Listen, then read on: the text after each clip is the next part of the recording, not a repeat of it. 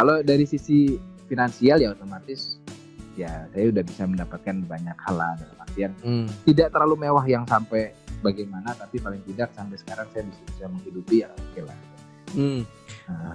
Ini mungkin masuk ke pertanyaan saya selanjutnya itu. Berarti trading for living dong? Trading for living dalam artian gimana nih trading for living? Karena gini, artinya saya nggak murni di trading. Saya nggak murni hanya menghasilkan uang trading saja. Saya trading kelas doang gitu enggak. Saya ada affiliate, saya ada kayak mentorship, ngajar juga. Karena kan saya melihat kenapa saya mentoring juga alasannya adalah karena saya melihat zaman dulu dukanya saya ini selama ini ya karena tidak ada mentor yang ngajarin ini dengan benar. Nah saya mengadakan mentorship keliling ya, kalau misalnya mungkin dulu tahu sepak terjang 18 kota itu ya. 20 kalau nggak salah 20 kota dari 2018 sampai terakhir itu kalau saya nggak salah sih 2020. Saya sempat 2020 awal lah, 2020 saya kalau nggak salah 2020 saya malah di Jakarta sih saya bikin. Gitu. Jadi malah Jakarta tuh saya nggak terlalu bikin edukasi karena menurut saya orang-orang Jakarta udah terlalu pintar sih, jadi udah terlalu banyak edukasi, jadi ya sudah lah. Maksudnya saya memang keliling itu tujuannya untuk memberikan satu mindset yang bener lah. Jangan greed itu kan yang membuat semua orang rugi di banyak bidang. Greed ya, greedy, jadi rakus gitu. Jadi ya itu yang saya coba ajarin.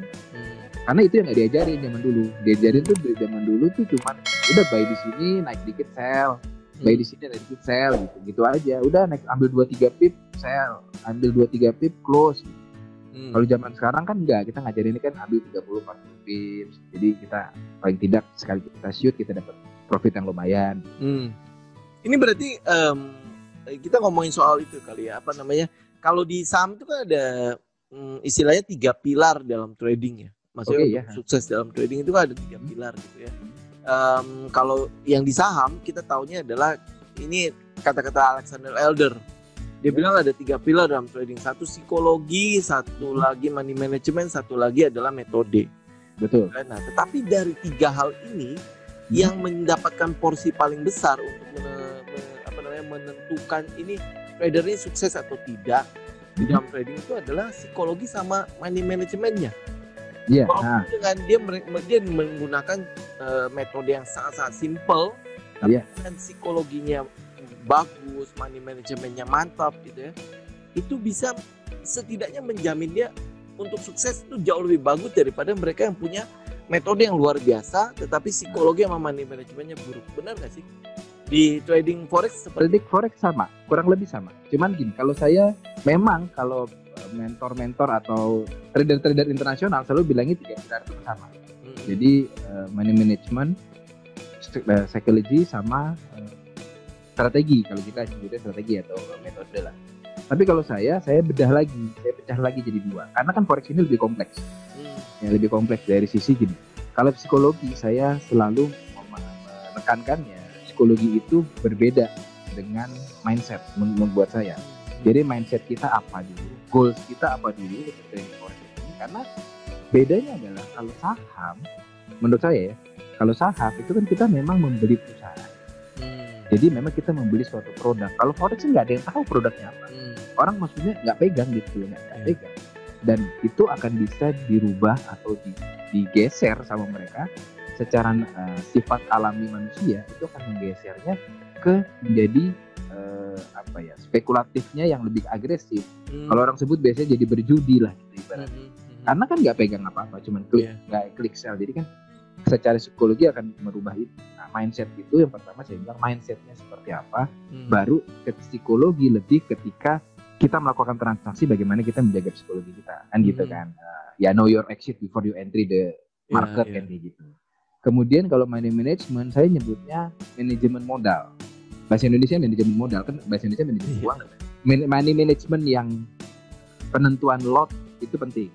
Berapa lot yang kita harus tahu. Jadi ketika kita sudah tahu risiko kita sekian persen, kita tahu batas risiko ini berapa, maka kita pasang entry-nya sesuai dengan risiko tersebut. Yang kedua, saya pecah jadi dua. Yang kedua ini adalah penentuan leverage karena kompleks kan. Kalau di forex kan ada leverage 1 banding 100, 1 banding 1000, 1 banding 500. Nah, kita menentukannya bagaimana. Nah, itu akan berhubungan dengan mindset goals kita apa. Baru yang ketiga baru strategi. Manajemen strateginya bagaimana dan pemilihan strateginya apa dan manajemen strategi. Manajemen strategi itu adalah ketika kita memilih strategi, kita harus menentukan apakah strategi itu mempunyai win rate yang bagus atau risk reward rasionya bagus. Karena kan kalau di forex sekali lagi kompleksnya adalah baik kita bisa entry, sell kita bisa entry kan, kita bisa open posisi baik gitu. Nah itu kalau udah 3 hal itu enggak bahkan strateginya nggak diatur, itu bisa berantakan. Tapi kalau manajemennya bagus, plotnya bagus, leverage-nya bagus, secara total akan tetap profit. Ini balik lagi nih ya, sebelum terlalu jauh. Iya. Banyak orang yang punya satu persepsi kan forex itu sesuatu yang bahaya. Termasuk saya dulu. Waktu saya udah loss-nya gila-gilaan tuh ya, yang market DeFi itu. Nah, itu kan loss habis-habisan tuh. Sehingga saya juga bergabung dengan orang-orang ini dengan mengatakan bahwa iya forex itu sesuatu yang berbahaya. Benar nggak sih? Apa sih yang akhirnya membuat orang itu berpikir bahwa ini forex itu jauh lebih berbahaya daripada saham? Padahal sama-sama trading. Oke, yang membuat forex itu menggiurkan dan berbahaya di satu pihak karena kan kalau ada yang pernah lihat YouTube saya pernah membahas soal leverage. Leverage itu kayak pedang bermata dua. Jadi di satu sisi bagus, di satu sisi itu bisa nusuk diri kita sendiri. Jadi penentuan leverage itu, makanya saya bilang manajemen modalnya itu adalah penentuan leverage-nya itu harus benar. Jadi kalau kita penentuan leverage-nya 1 banding let's say 1 banding 1000 gitu ya, maka ketika kita entry 1 lot itu kita hanya mengeluarkan modal $100 atau banding 1000, $100. Sedangkan kalau kita punya deposit misalnya 1000 atau 2000, kita akan terpancing untuk pasang 5 posisi atau 10 bahkan, karena kan $100 per lot, berarti kalau 2000 saya bisa 20 lot. Nah, sedangkan perhitungan tipsnya tetap sama, 20 kali misalnya $10. Ya sekali jatuh 1 tips ya dia langsung kena $200. Sedangkan kalau kita pakai 1 banding 50 misalnya, kita punya modalnya 1 lot itu harus 2000 gitu. 1 lot harus 2000, maka kita terpaksa hanya akan entry 1 lot kalau modal kita cuma 2000 gitu kan. Dan resikonya akan jauh lebih kecil karena begitu turun 1 pip kita hanya rugi $10. Bandingkan begitu turunnya sama 1 pip, tapi kalau 1 pipnya $200 sama 1 pipnya $10 kan jauh. Gitu. Makanya itu yang membuat orang, karena tidak diajarkan, karena orang hanya bilang bahwa leverage itu nggak penting, yang penting adalah begini. Sebenarnya leverage itu paling penting kalau menurut saya gitu, penentuan leverage. Nah, bisa diterangkan sedikit ya, nanti saya juga kita tampilkan itu ya, buat link ke YouTube-nya ya. Leverage ini apa sih sebenarnya, makhluk apa sih? Jadi leverage itu kalau bahasa awamnya lagi bahasa Indonesia, kita berbahasa Indonesia background, itu namanya kan pengungkit. Kalau pernah main jungkat-jungkit ya, permainan anak SD yang itu kan papannya harus sama panjang, pasti sama panjang, bukan harus, pasti sama panjang. Nah, untuk balance itu yang duduk di sebelah kanan sisi satu dan sisi satu lagi beratnya harus sama, ya kan? Itu untuk balance. Nah, kalau yang salah satu lebih berat, otomatis kan yang lebih berat akan jatuh, akan di bawah, sedangkan yang ringan akan di atas.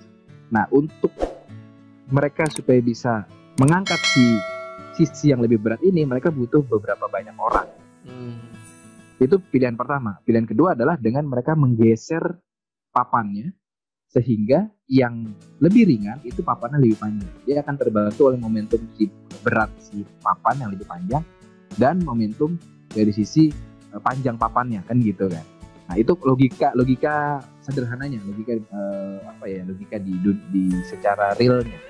Nah, kalau di forex ini disediakan oleh broker pengungkit ini, sehingga orang dengan modal yang lebih kecil itu bisa bertransaksi. Makanya tadi saya bilang 1 banding 100, 1 banding 1000. Itu berarti kita bertransaksi 1/100 dari seharusnya, dari kontrak secara real. Jadi kalau kita transaksi $100.000 ya, kalau di pasar interbank itu kan 1 lot itu $100.000, 100.000 lah, entah dolar, entah euro, Nah, satu lot itu 100.000 nilainya. Nah, dengan adanya leverage, $1 itu menjadi cuman sepersekiannya. Misalnya 500 ya seper 500-nya, 1/1000 ya seper 1000-nya. Makanya tadi 100.000 dibagi 1000 kan cuma 100 satu lot. Gitu. Ini mungkin sebabnya kenapa kita hanya dengan deposit $10 bisa udah bisa melakukan trading. Udah bisa melakukan transaksi ya. Artinya boleh nggak saya katakan begini, untuk menjadi kaya, untuk memiliki uang gitu ya, dengan modal kecil kita bisa lakukan di forex. Kalau di saham kan mau nggak mau harus 100.000. Itu pun saham yang kita bilang ya belum tentu fundamentalnya bagus gitu kan ya. Tapi kalau di forex kan ya pairnya cuma itu aja. Dengan $10 kita sebenarnya bisa menghasilkan jauh lebih gede dong. Iya bisa. Dalam artian gini, kalau kita sudah mengetahui semuanya, edukasinya sudah pas, kita sudah tahu risiko kita sudah tahu apa semua perhitungannya lah pokoknya, step-stepnya, SOP segala macam. Untuk dari $10, saya itu iseng orangnya. Jadi kalau saya selalu punya 2 akun. Jadi akun pertama adalah akun yang normal, yang tradingnya normal. Dan saya memberlakukan itu sama seperti kalau orang memberlakukan saham, orang memberlakukan bisnis normal. Itu saya punya ya. Yang kedua itu saya punya akun yang untuk trial and error atau momentum lah, yang ambil momentum. Jadi misalnya cuma deposit misalnya $100. Saya deposit $100, ada sekali shoot saya dapat $200-300 dalam sekali. Jadi double atau triple itu sebenarnya bisa. Nggak gampang karena kita harus nunggu momen kan, kita harus jadi sniper. Kita nunggu momen, tapi bukan nggak mungkin. Ya kayak awal pandemi kemarin kan lumayan tuh. Iya. Turun terus nggak ada berhentinya. Naik terus. Ya kayak apa namanya kita bilang cheese trade itu banyak banget di situ kan. Iya. ini kita lurusin dulu ya. Bahwa forex dengan modal kecil memang bisa menghasilkan uang, tetapi dengan sebuah syarat teman-teman udah harus tahu apa sih itu strateginya, apa sih bagaimana money managementnya. Ini mungkin kalau di saham kita sebutnya sebagai position sizing kali ya. Forex sama juga kali ya. Nah habis itu ya mindsetnya lagi, psikologi di dalam trading itu, karena di psikologi di trading forex dengan trading saham pasti berbeda ya. Betul ya. Time frame yang dipakai di forex juga pasti nggak mungkin yang daily kan. Ya nggak mungkin. Nggak ada yang sabar. Nunggu sampai kapan gitu ya. Nah bicara mengenai time frame nih ya. Biasanya pakai time frame yang sekecil apa sih? Dulu bukan dulu lah ya, maksudnya ketika saya masih muda ya. Masih muda itu ya kita kalau pas masih muda, saya juga dulu suka begadang nonton bola kan masih kuat ya. Sekarang begitu bola mulai 5 menit kita tidur gitu. Jadi ketika masih sanggup lah untuk begadang dan masih bisa melakukan aktivitas banyak, saya dulu scalper. Jadi saya dulu time frame-nya itu 5 sampai mentok tuh 1 jam. Paling gede 1 jam. Jadi 1 jam ke bawah. Kalau sekarang semakin banyak kegiatan, double keluarga segala macamnya, saya lihatnya dari time frame besar. Yang paling besar itu monthly, bulanan. Paling besar bulanan. Itu kalau hanya mendekati akhir bulan. Ya, mendekati akhir bulan itu saya bisa lihat time frame besarnya. Paling besar monthly. Kalau yang normal-normal itu biasanya weekly, daily, kemudian H4. Kalau di forex kan ada H4 ya, 4 jam. Baru saya entry di H1. Jadi ada spare untuk saya bisa sambil ngapain. Jadi saya bisa agak tenang lah. Ini berarti udah ke arah swing trading atau udah sampai ke position trading kalau di forex? Masih swing. Belum position. Kalau position kan agak panjang yang bulanan kan. Yang sampai ribuan pips lah. Ribuan pips normal ya, bukan ribuan pips yang pandemi kemarin. Iya. Berarti gini, kita ngelihat time frame yang gede ini buat directionnya doang ya sebenarnya. Direction ya. Ya kan, time frame yang buat tradingnya pasti yang di trading yang di time frame yang kecil. Iya. H1 H4 lah saya lihat time frame. Yang 1 jam sama yang 4 jam ya. 4 jam ya. Gitu. Nah, kenapa akhirnya memilih gaya itu waktu maksudnya waktu ini kan di luar itu ya, maksudnya tadi kan udah bilang soal waktu, soal udah mulai banyak kegiatan yang lain segala macam. Tapi ada nggak sih kriteria khusus kita harus milih yang 1 jam 4 jam? Saya sering dengar tuh kalau bisa kita pilih yang 2 time frame kan. 1 menit yang 3 menit. Terus ada yang 30 menit ya 15 menit ke 30 menit, 1 jam, 4 jam gitu kan kayak gitu. Maksudnya apa sih? Kalau jadi gini, kalau saya ya, saya sih untuk lebih kenapa orang memilih dua time frame saya nggak tahu. Tapi kalau dari saya pribadi, saya kalau memilih 2 time frame itu bisa dihampat dan daily. Kenapa? Karena menurut saya market bergerak atau manusia berubah itu ketika daily berubah. Jadi dulu kan market ini dari market saham, dari market bisnis apapun dulu kan dilihatnya per day kan, per hari. Bahkan kalau saya nggak salah candlestick itu kan awalnya si Mr. Hotma ya kalau nggak salah namanya, saya lupa, orang Jepang itu kan dia untuk bisnis beras kan, dan itu kan per hari. Berarti memang candlestick ini memang dulu diciptakannya untuk analisa per hari. Makanya saya selalu daily menjadi salah satu time frame yang pasti saya lihat. Baru kemudian H4 itu untuk melihat, untuk menyesuaikan dengan daily-nya. H1 baru saya lihat apakah ini posisi sudah mau reversal atau misalnya dia mau melanjutkan trend atau itu di H1. Jadi the entry point paling presisi saya biasanya itu di H1. Oh, oke. Nah, di forex ada fundamental nggak sih? Ada. Apa yang dilihat nih? Kalau di saham kan kita udah punya rasio banyak sekali tuh. Iya. Tinggal lihat gitu kan. Kalau di forex lihat apanya gitu? Kalau saya pribadi